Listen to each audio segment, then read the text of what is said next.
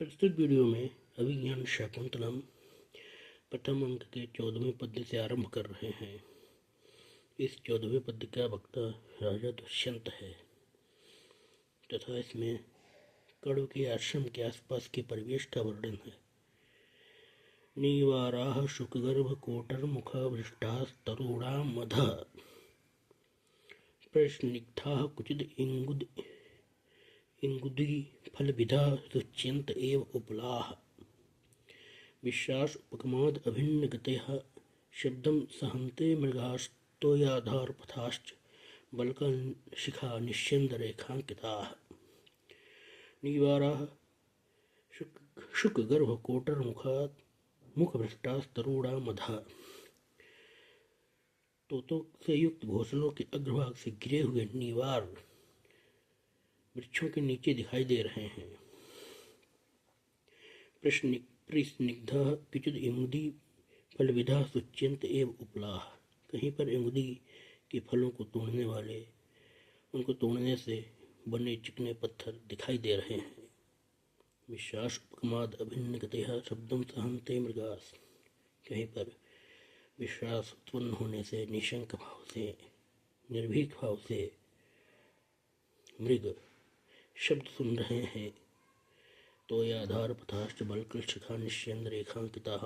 कहीं पर सरोवरों के मार्ग तालाब का मार्ग बलकलों के अग्रभाग से टपकने वाले जल के चिन्हों रेखाओं से अंकित है, युक्त है। कुल्याम्भोभिः पवनचपलैः शाखिनो धौतमूला भिन्नो रागः किसलय रुचाम् आज्यधूम उद्गमेन एते चार्वागुपवनभुवि छिन्न दर्भाङ्कुरायां नष्टाशंका हरिणशिशवो मन्दं मन्दं चरन्ति।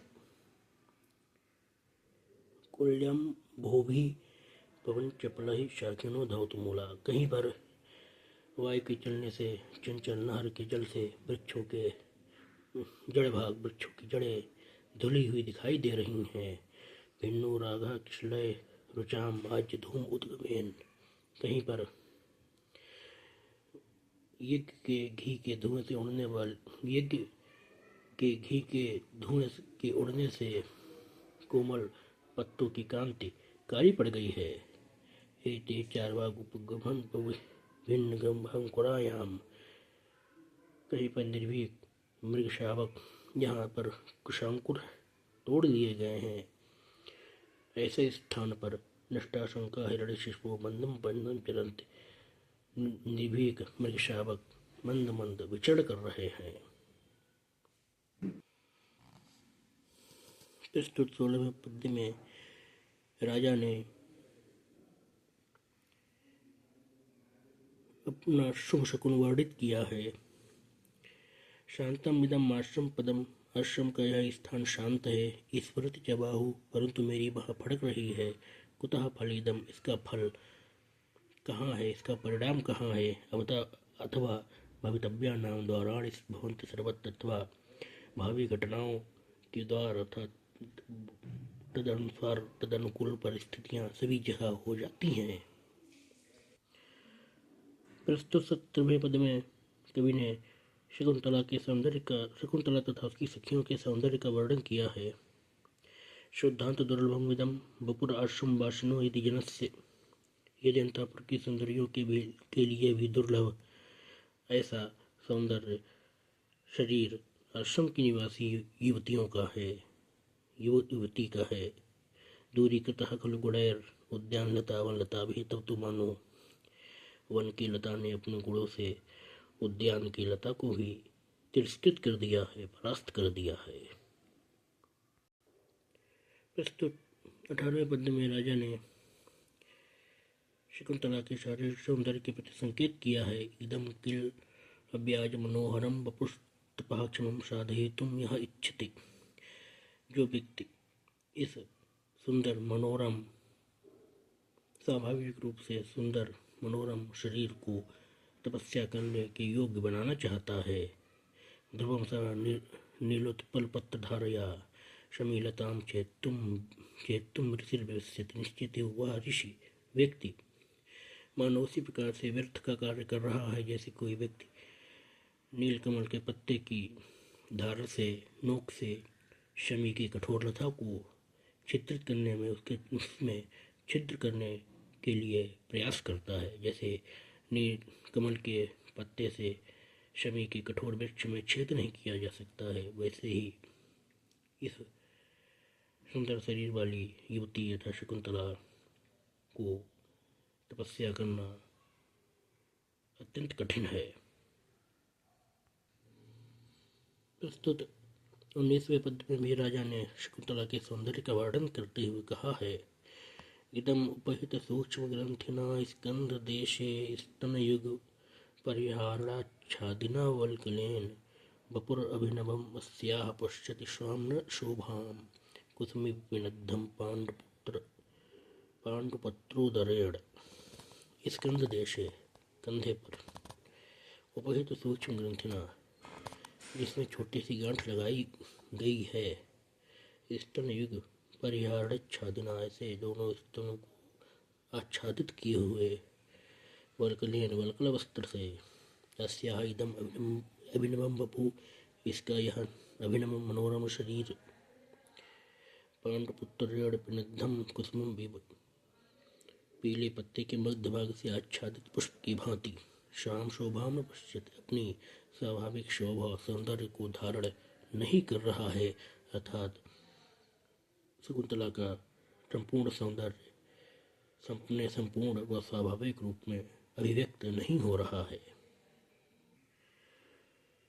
प्रस्तुत 20वें पद्य में भी राजा ने शकुंतला के सौंदर्य का वर्णन किया है।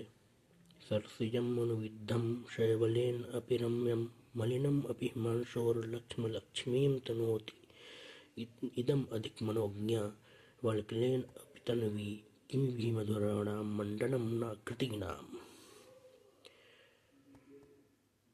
सरसिजम अनुविद्धम शैवलेन अपि रम्यम, शैवाल से घिरा हुआ होने पर भी कमल सुंदर लगता है। मलिनम अपि हिमांशोर लक्ष्मीं तनोति, काला कलंक भी चंद्रमा के सौंदर्य को बढ़ाता है। इदम अधिक मनोज्ञा वल्कलेन अपि तन्वी, वल्कल वस्त्रों से भी यह कृशांगी शकुंतला अत्यंत सुंदर प्रतीत हो रही है। किमे भी मधुराणाम मंडनम न कृतीनाम, क्योंकि सुंदर लोगों के लिए कौन सी वस्तु उनके आभूषण के समान नहीं हो जाती है, अतः सब कुछ ही उनके लिए आभूषण के समान हो जाता है। अधरा किसलय रागा कोमल विटप अनुकाजड़ो बाहु कुसुमिव लोभनीयम यौवनम अंगेश्वरनद्धम। अधरा किसलय रागा, इस शकुंतला की ओठ कोमल नवीन पल्लवों के समान लाल है। कोमल विटप अनुकाजड़ो बाहु, दोनों भुजाएं कोमल शाखाओं के समान है। कुसुमिव लोभनीयम यौवनम अंगेश्वरनद्धम, तथा पुष्प के समान लोभनीय, प्रलोभन देने वाला यौवन इसके संपूर्ण शरीर में, इसके समस्त अंगों में व्याप्त है, विद्यमान है। असंशयं छत्त परिग्रह क्षमा यदार्यम अस्यम अभिलाष में मनः तताम ही संदेह पदेशु वस्तुषु प्रमाणम अंतः कर्ण प्रवृत्तयः। प्रस्तुत 22वें पद्य में राजा दुष्यंत ने शकुंतला को स्वयं के द्वारा परिणया अर्थात विवाह के योग्य बताते हुए कहा है, असंशयम छत्त परिग्रह क्षमा, निश्चित यह शकुंतला छत्री के द्वारा विवाह करने योग्य है। यद आर्यम अस्याम अभिलाष में मन, क्योंकि मेरा श्रेष्ठ मन इसके प्रति अभिलाषा युक्त है। सताम ही संदेह प्रदेश वस्तु, क्योंकि संदिग्ध विषय वस्तु के प्रति सज्जनों का प्रमाणम अंतः कर्ण प्रवृत्तियाँ, सज्जनों के अंतःकरण की प्रवृत्ति ही प्रमाण होती है। प्रस्तुत 23वें पद्य में भी राजा दुष्यंत ने शकुंतला के क्रियाकलापों का वर्णन किया है। ये तो यतः षटचरणों अभिवर्तते, जिधर जिधर यह षटपद अर्थात भ्रमण जाता है, ततस्ततः प्रेरित वामलोचना, उधर उधर यह सुलोचना सुंदर नेत्रों वाली शकुंतला भी जाती है। विवर्तति भूरि गुरुरेयम अद्य शिक्षते भयाद कामामपि दृष्टि विभ्रमम्।